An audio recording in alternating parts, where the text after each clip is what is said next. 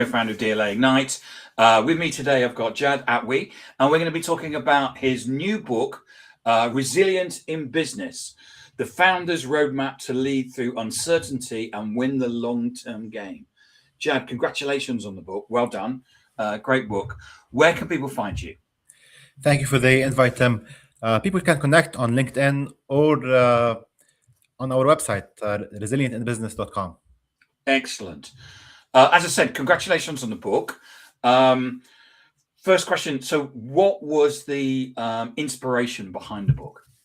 Yeah, so before writing it, I started a general contracting business. Initially, I was an engineer, then went into general contracting and real estate development. And through that experience, I've had more than my fair share of difficult times, different Because challenges. you bought a piece of land, didn't you? Exactly, correct. And you were going to be a millionaire because you bought this piece of land. You're going to build this house and then sell it for a big profit. That's the plan always. Yeah, that's what I was doing exactly, building and selling homes. And but unfortunately, sometimes things don't go as planned. Yeah. So I found myself in a difficult situation where many challenges came all at the same time, all at once. And initially, if you have like one problem at a time, we mastered the art of tiptoeing around the problems and figuring it out. But when they come all at once, sometimes you can feel that your back is behind the to the wall, and you don't know how to proceed from here. And that was the case. It was overwhelming set of challenges. And being determined to actually make it on this path, to be a millionaire, to be a multimillionaire. You're very honest in the book about what happened and how you went about. So, for anybody that's looking for a book about, you say resilient in business, anyone that's looking for a book about how it could go wrong and what you did about it, I think it's a really great book. You argue that a business can never outgrow the founder's capacity to lead it. Correct. If a founder feels their business has hit a plateau, what is the most uncomfortable question they need to ask themselves to find the internal bottleneck? Yeah, so the idea behind the book, and thank you for this great feedback. The idea behind the book is that in small business settings, when the owner is the sole director, he's the only person that's directing the ship. Your business results often tend to be a reflection of how the owner is personally operating, of how the owner thinks, of how the owner acts, of what the owner believes, of the rhythm the owner is setting, the tone, the culture that they affect everything. And the business results tend to be influenced by how they personally lead themselves and their business more than anything else. Like sometimes you might think, I have to jump from one tactic to the next, tried something else, whatever. Or sometimes you can blame outside forces for your mistakes. But before doing that, it's very important to step back, take a deep breath, and actually look at how we're working, how we're leading our businesses, in order to identify, is this way of working serving us, or is it sabotaging our success? It's a very critical point here. And yeah, this is so the answer to the question is, take a deep breath, look at how you're leading. Is it actually helping you or not? You talk about the survival mode trap. For a founder who is currently in the thick of it, what is the one false signal of success that keeps them trapped in survival mode without them even realizing it? Yeah, sometimes, we're running around from one place to the next, trying to, we're being busy, but are we actually being productive? Are we actually doing the right things that will move our business forward? That's another question. So yeah, absolutely. Being busy is not doing the things that will help us succeed. And this is a trap many fall into, doing more, putting in more hours. There's a big difference between that and actually being a business owner, rising above that chaos, absorbing the uncertainty, and seeing through it to the other side. As an engineer, you look at systems. When you look at burnout founder, what is the specific design flaw you see most often in their personal operating system? Yeah, things are all over the place. So in this book, in Resilient in Business, I describe the 5 key practices that founders should have in their personal operating system in order to be able to navigate the uncertainty, navigate the chaos, and actually position themselves in a way where they increase their capacity. So whatever happens, they are still they have a strong spine and they can keep and persevere and see it through. So those 5 key practices are, first of all, before doing anything, the most important, the framework is called roots. So you Okay. have to root in your resilience before Yep. doing anything else. So you start with R, regulating your nervous system, understanding how to manage stress and pressure and those, not being emotional, because if you can't do that, if you're walking around like a mad person, you're really not taking the right decisions, you're not doing the right actions, Yep. and you're shooting yourself in the foot. So managing stress is a big part of it. The second part is observing what actions are we taking that are sabotaging our success. So one example is what we talked about before, like being busy and not actually productive. Another example is uh, trying to people please, doing everything for the client, having a million services, try undercharging. So there are many things that we do unconsciously, we're not aware of, but we still do, that are sabotaging us. So it's important to identify what are those things and stop doing them, figure out a plan out. The third thing is being true to ourselves, standing in our self authority, being grounded in what actually matters, what's our vision, what are we working towards, and starting to build momentum towards that vision, not reacting to whatever happens and crossing our fingers and hoping for the best, because that's just not a strategy. That's the third part, own. The fourth part is managing our energy. How are we spending our time? Is our energy spent on the right things, or are we just wasting it uh, and working in chaos all over the place? That's very critical.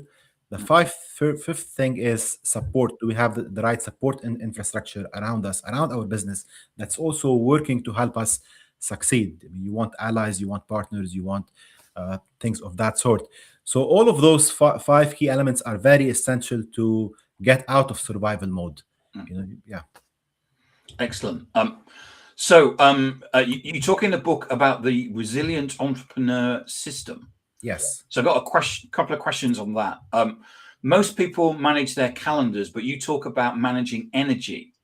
What is the hidden energy leak that most founders mistake for part of their job? Well, we can say stress is a big problem, actually. So because when you stay in a prolonged periods where you're stressed out, sometimes you feel that, oh, this is the nature of business, this is how what work looks like. But I'd say that's a big energy leak, because then you're actually tired. You're not realizing how much it's affecting you, Yeah. your well-being and your performance. Okay.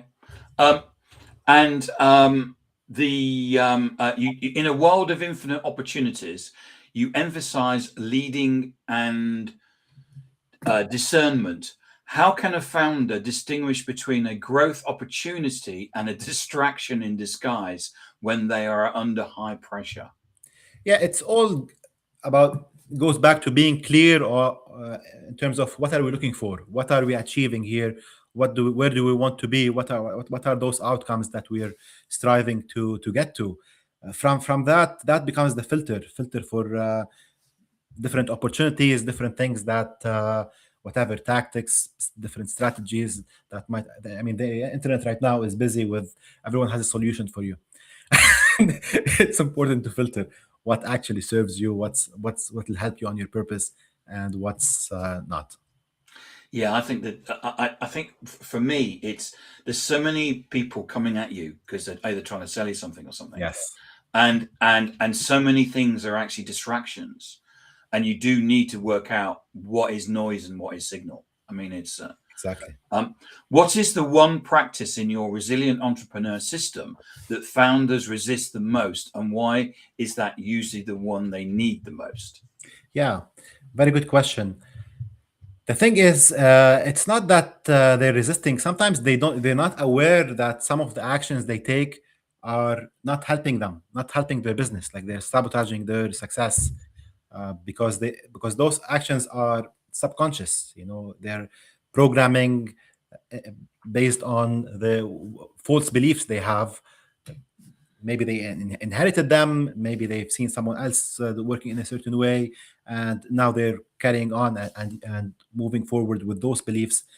And they are those can be a ceiling to what you can actually make in terms of whatever revenue or yeah, to reach your goals or not. So I would say the second part of the framework, observe, looking back at uh, at our beliefs, at our yeah, at the what's is the way we're doing things helping us or sabotaging us? Are we all over the place being busy, or are we focused? Are we undercharging because we're worried because is there a fear of from some, so there's not enough work or there's not enough clients, so now we're undercharging, taking on everything which doesn't help us. So for entrepreneurs, they tend to we're brave to be an entrepreneur. You have to be brave to be to be a business owner, to go and follow your dream. So fear of failure is not a problem. Fear of success is a problem. So yeah, they're worried. They're not ready yet for this second level of success. So they do things, actions that are not helping them. Okay. Um, so some questions about the long-term game. The price of resilience. True resilience often requires saying no to short-term wins. Can you share a time when choosing a long-term game felt like a failure in the short term? Yeah, that's an important question. Yeah, when I talk about this, it's to tell people um, in deciding your next step, it's important to not be reactive. That's the main idea here, because sometimes when you're under too much stress, too much pressure, you just want a relief, you want a way out. So people tend to find solutions that are uh, not necessarily helping them in the long term. They just want a quick out. Yeah, so it's important to I describe towards the end of the book how to find your next right step. What are the so there's a process for that. Yeah, the process is to come back to yourself first of all, uh, realize the magnitude of the situation, get help from whatever coaches, consultants here that are around you. Then take a break, go back to yourself, get go back to your intuition, and find what actually serves you. Because sometimes, again, it's self-explanatory. So, sometimes it's you want a way out, you want a quick solution here, but it does not really serve where you want to be. So sometimes it's okay to stay in a little bit more pain if there is a bigger picture down the line. Okay. Um, most leaders try to eliminate uncertainty. We all try and control things. You suggest leading through it. How does a founder shift from defending against the unknown to leverage the unknown as a competitive advantage? Yeah, we're it's part of what we're doing. I mean, uh, it's chaotic here.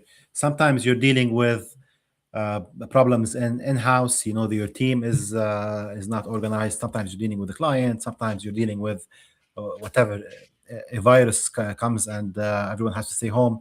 Yeah, Exactly. been there, seen it. Sometimes it's tariffs. So it's all over the place. And the idea here is to understand that it's accept that uncertainty is part of the game, Yeah. and know how to work through it, know how to navigate it.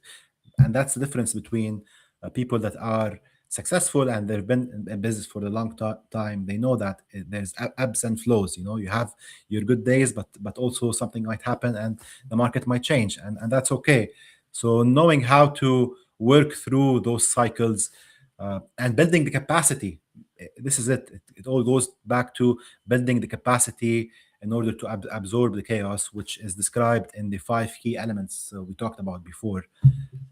So making sure that you're empowered with a personal operating system that's supporting your success and not sabotaging it. So knowing how to manage your stress, knowing how to address the things that are not helping you progress forward, being anchored in what's true to you, managing your energy, putting the right support ecosystem in place.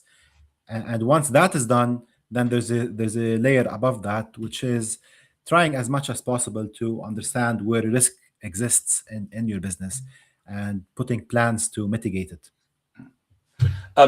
Many founders and many founders' identities are 100% tied to their company's valuation or growth rate. Yeah. How does your roadmap help a founder decouple their self-worth from their profit and loss statement?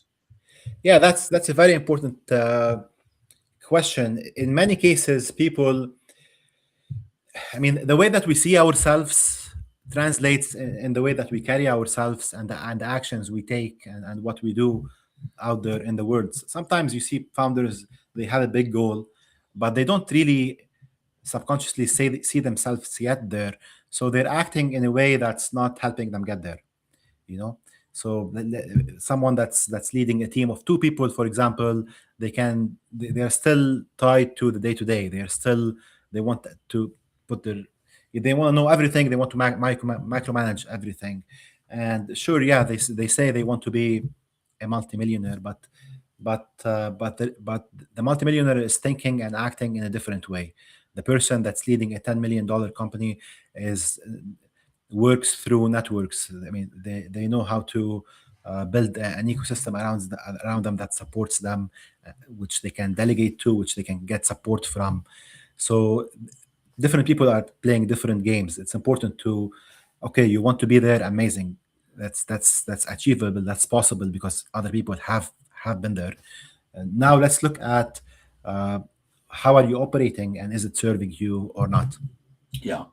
I mean, as a CEO, one of the things that you have to learn is about giving up control. Correct. Because you can't do everything. Yeah. So you need to understand that you have to delegate. Yes. Therefore, you need to trust people to do things. Yes. So you need to let them get on with it, and you need to let them fail. And that's sometimes really difficult for people because they end up like micromanaging, don't they? So yeah. It goes back to where we started, the first question about capacity. You know, yeah. You build capacity in different areas, and this is the entire point of resilient in business. Yeah.